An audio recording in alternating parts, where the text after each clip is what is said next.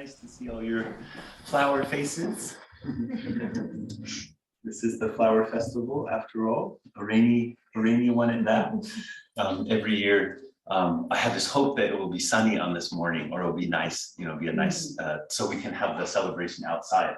And last year we were able to, and we had to, because of the restrictions of COVID. And so I was really hoping this week. And then we were in sesshin, or in a meditation intensive the past few days, and every day was just glorious. I'm sure you've all experienced it too.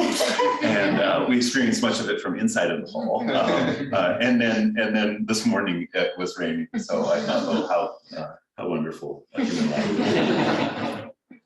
And I'm also always really hoping that we will be able to offer cherry blossoms at the here on the Buddha's bathing station, because we have such beautiful cherry trees here at the I Temple that we planted. Where's Thelma? When? 2002? 2003? Okay. When we very first bought this property, one of the first things we did is Thelma and I, we traveled out to a nursery that's out in Pleasant Hill.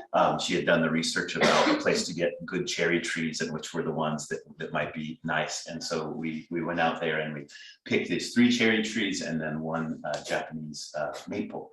So Japanese maples here in the front yard, and then one of the cherry trees on this side, 1 here, and then the weeping cherry is still in bloom here in the backyard. But as it turns out, even though this is the flower festival, almost always the cherry blossoms come before the flower festival, and usually there's hard rain and they go before we get to the flower festival. But we have apple blossoms as well, and actually apple blossoms are my favorite, and they're out today. They have been for a little while. That's what's here on the altar with the Buddha, and some beautiful trees in the back, which we did not plant. Those were planted by God. Or a God. I'd like to talk this morning a little bit about the Flower Festival and why it's so important. It's one of my favorite, or maybe my favorite, celebration of the year. And that might be a little bit like when you ask someone what their favorite food is, and my answer is usually the food that's in my mouth. So it might be a little bit that. But I'd just like to share a little bit with you about why I find this celebration so inspiring, and why it's important that we stay close to the legends of our tradition, how it is that they help inform our understanding of what the Dharma can be When I was a young man, and when I was 15, I went to live in Japan for a year as an exchange student.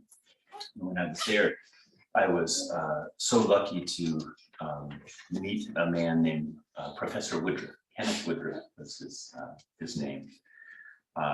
And he was a great mentor to me. He was one of those people when you met them, you couldn't figure out where all the energy was coming from.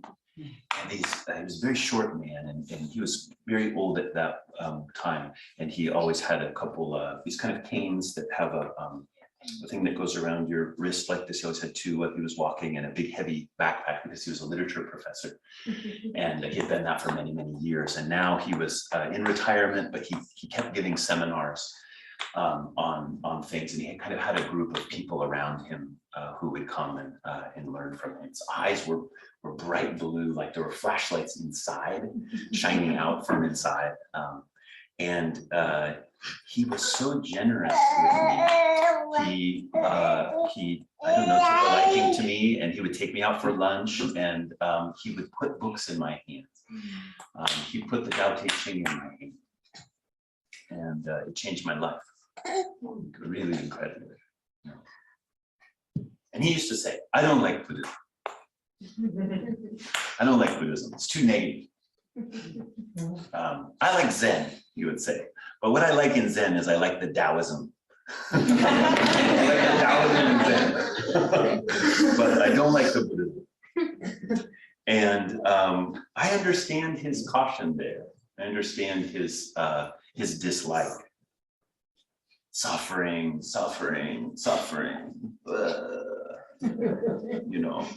Like we're just talking about that agnosium. You know, our founder, Shakyamuni Buddha, first noble truth, suffering. And well, I believe that medicine is very, very important. And when I meet Professor Woodruff in another life, I'll have a debate with him about why the suffering should come first. But I also realize that the medicine can get a little bit tilted. It can look like the medicine of the Dharma is about getting away from the difficulty or getting away from the suffering. So much of the way that we study the Dharma could be taken as a kind of retreat from life.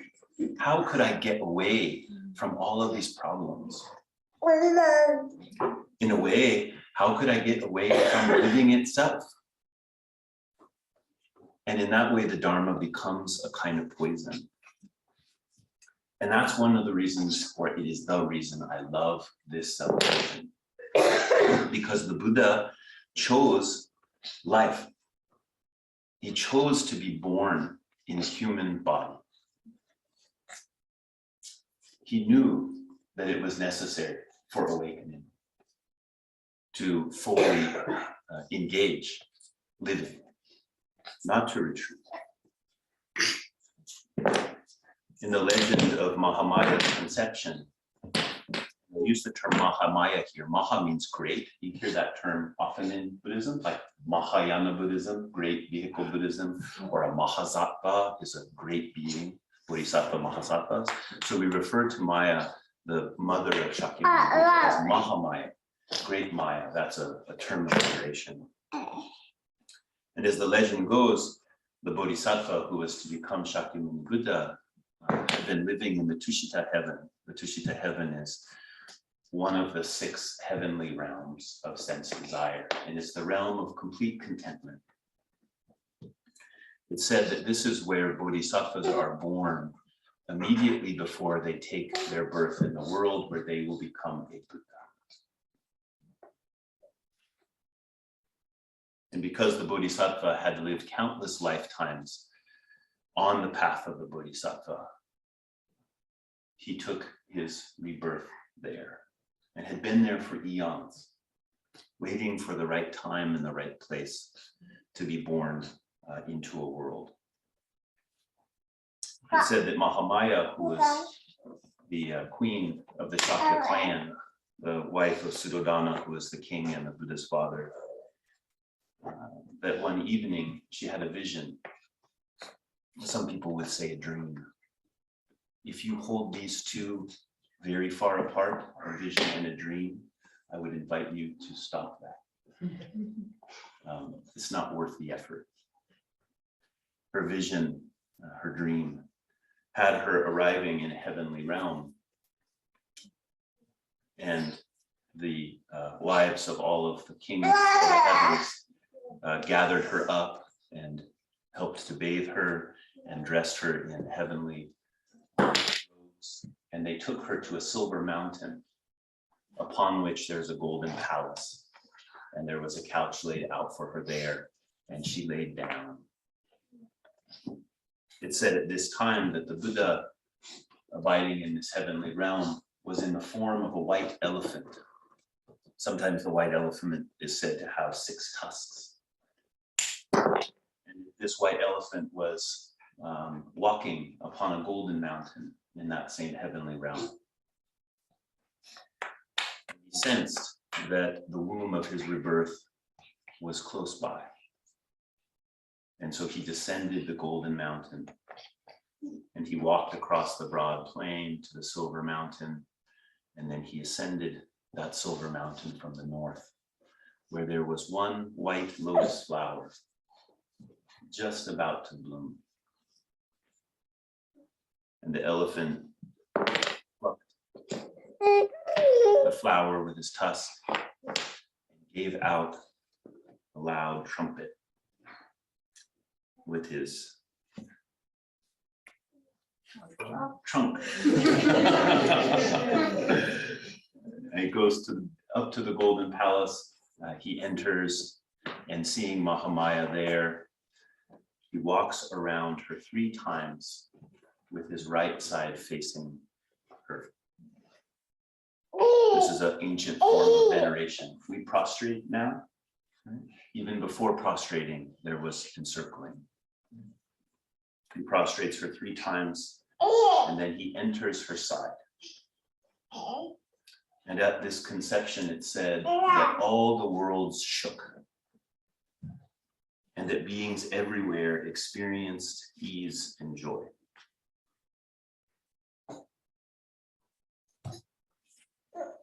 Again, a legend like this is important because it orients us in the Dharma. The Buddha chooses his human birth. You know, it's curious, he can't continue the journey to Buddhahood directly from the heaven of contentment.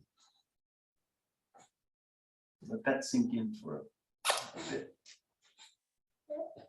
The heaven of contentment, doesn't that sound like where you want to hang out? Does to me.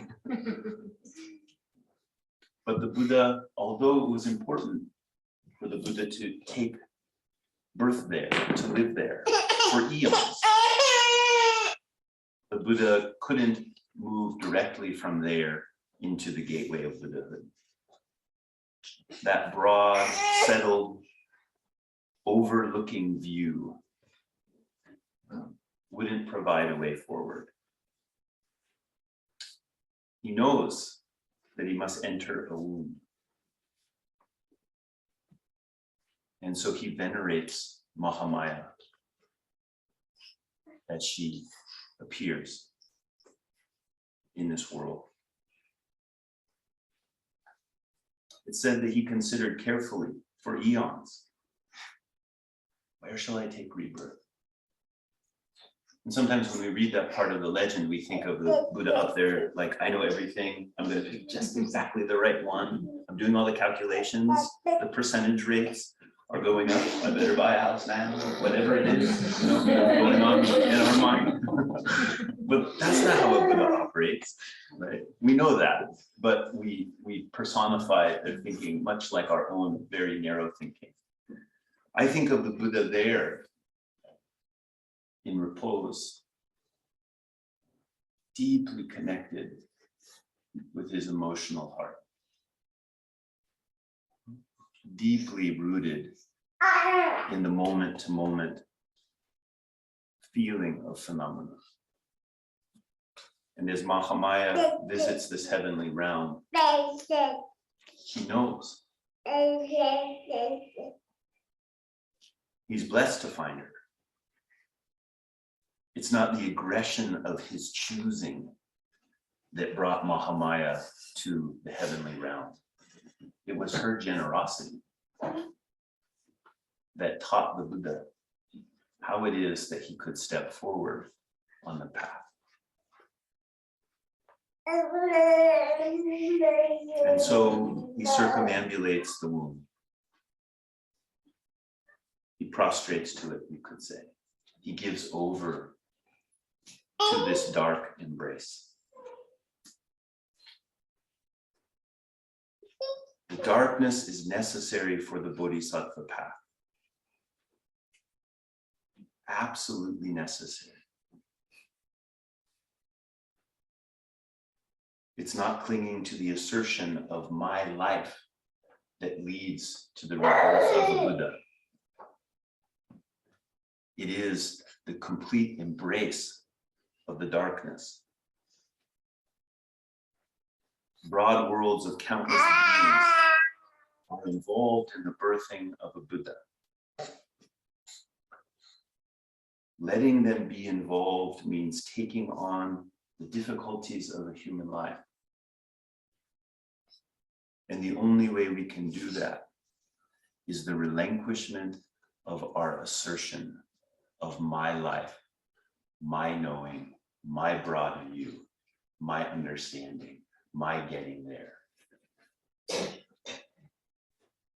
And so Maya gives him a great gift by allowing him to shirk this view. and to not be obstructed by life. Dogen Zenji, the founder of our school in Japan, he spoke on this flower festival often. This is a record of his talks, like the ones that I might give before a ceremony like this that he gave to his group of monks at the various temples that he founded. It's called the Eihei Koroku, or Dogen's extensive record. I highly recommend it. And you can see it's thick. But you know what's cool is he doesn't talk nearly as long as I do.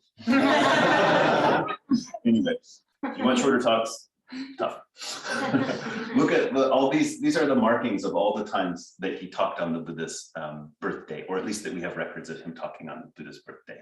And I love to read them. They're my favorite part of the Eihei Koroku, because you can see his thinking, you can see his the emotion of his being involved in this important legend and how it is that we enact it each year.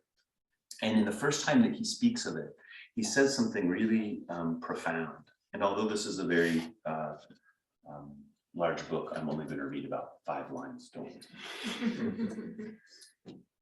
In his first talk, The Buddha's Birth, which is entitled Unobstructed Good Fortune, he says many things, but I think this is the crux.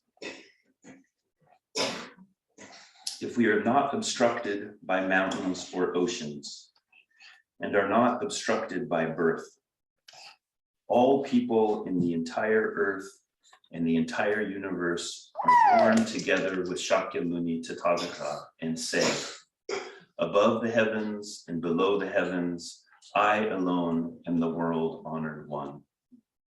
After taking 7 steps in the 10 directions, the statement was the lion's roar and a baby's crying. How do you express such a manifestation? I'll read it once more.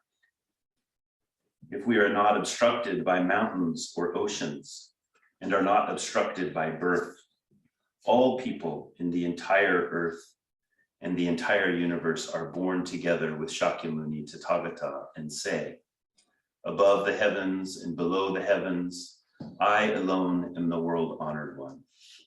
After taking 7 steps in the 10 directions, the statement was the lion's roar and a baby's crying.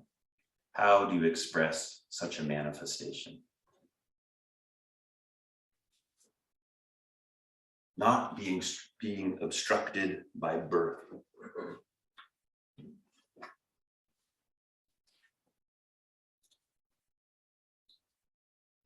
Not being obstructed by a human birth, which doesn't just happen once. It's not just when you emerge from the womb that you are born. Every day you are born into this world. Every moment you are born into this world. Dogen tells us that to not be obstructed by that birth. Life in Chinese can be either life or birth. Both a noun and a verb. To not be obstructed by that birth means to be born together with Shakyamuni Buddha and all beings, who together say, I alone am the world honored one. So this is a reference to after the Buddha is born, and he walks 7 steps in each direction and returns to the center. And just like the Buddha that's here to my left, he points to the heavens and to the earth. It says, above and below the heavens, I alone am the world honored one. Which sounds like the assertion of my life. But remember, the Buddha was not obstructed by living.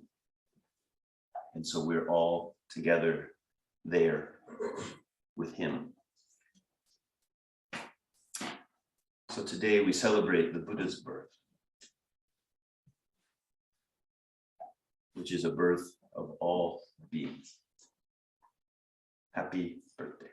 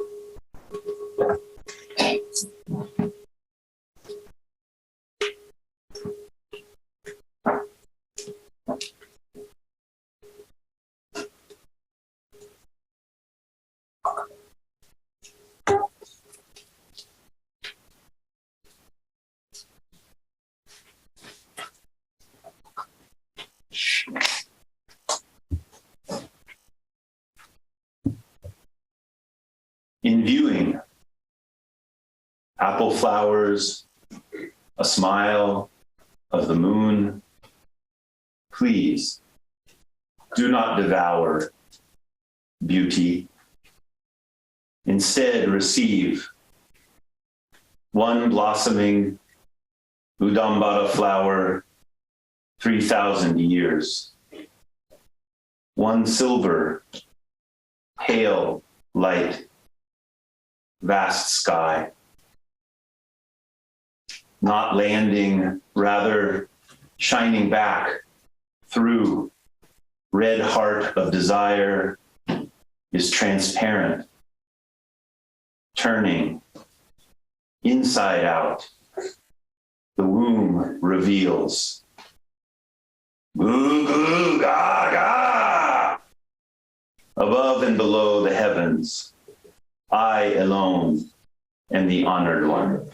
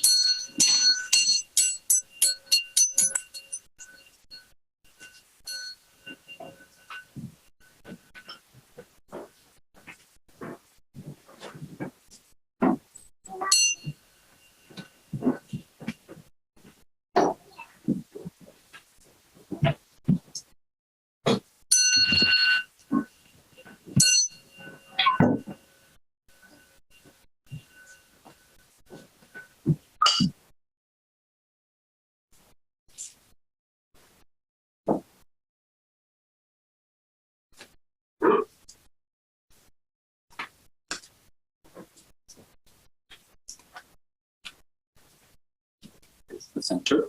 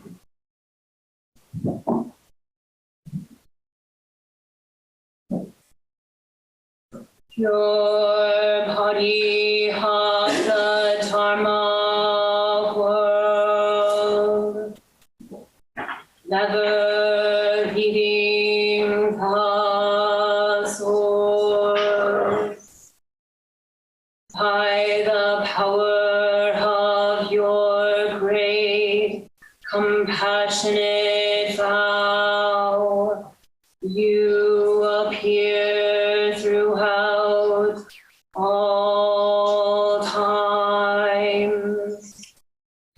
Gazing up, we humbly pray for the pure light of your compassion and wisdom. Here on this day, April 10th, 2022, at this temple, Eugene Kitenzan Shobo Butsu Genji. We directly meet the day of birth of our great benefactor and founder of the doctrine, the original teacher, Shakyamuni Buddha. We have made offerings of incense, flowers, light, sweet water, cakes, and tea. Respectfully gathering the present pure assembly, we bathe the pure body of the Buddha and recite the heart of great perfect wisdom sutra. We reverently offer the merit so that we may repay the Buddha's compassionate blessings. The following is humbly considered like the auspicious appearance of the Udambara flower, long moving the fragrant air of wisdom that permeates the myriad worlds, sharing the light universally throughout the myriad heavens. This is our refuge and practice. At the end of the 3 incalculable eons in your final body, its great marks of 48 adornments you first spoke. Above and below the heavens, I am the soul on earth one. From the 300 assemblies of your final rebirth to the countless assemblies down through the ages, far and wide, you poured out your compassion. For over 2,500 years, the resonance of your great teachings has penetrated the heart of this world. We humbly pray that the light from between Buddha's eyebrows shall benefit coming times, and that his deeds may profit countless beings. May the heart lotus of myriad worlds open and spread throughout all the Dharma lands in acceptance of the benevolence of our original teacher, the Tathagata, humbly stated on April 10th, 2022 by Bhikkhu Ejo, Abbot of Eugene Kitenzan Shobo Butsu Genji, who has inherited the teachings, humbly stated.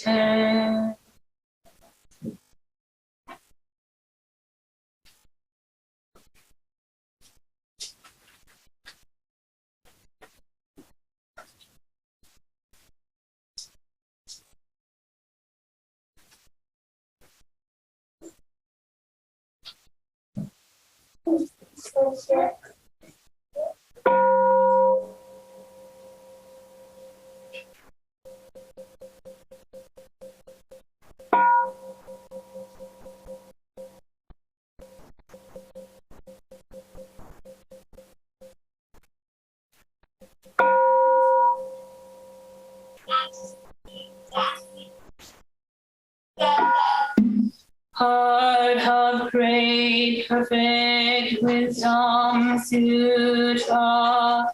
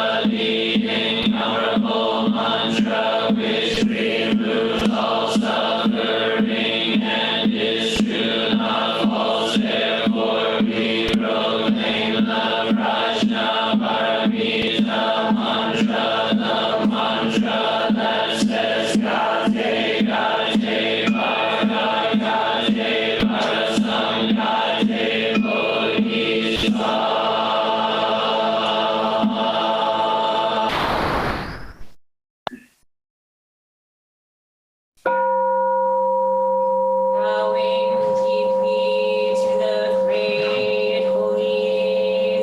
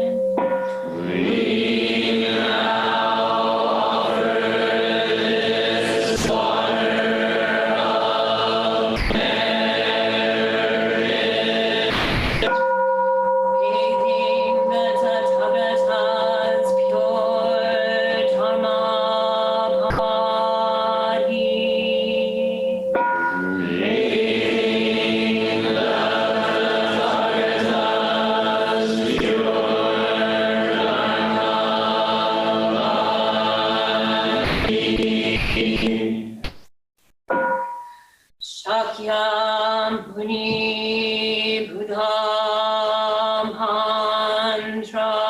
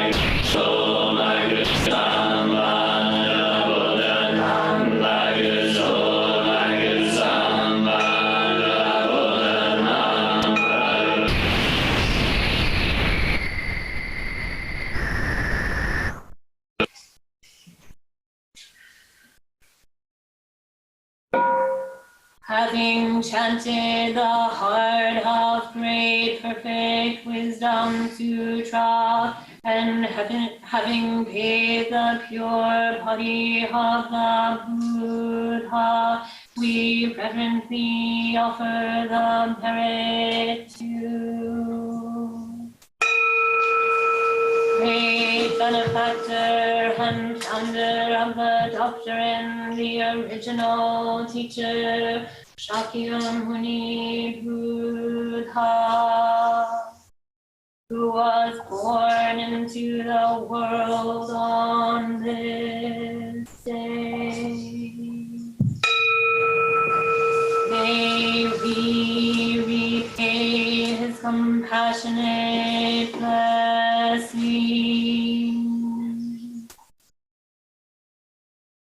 May we repay his compassionate blessing.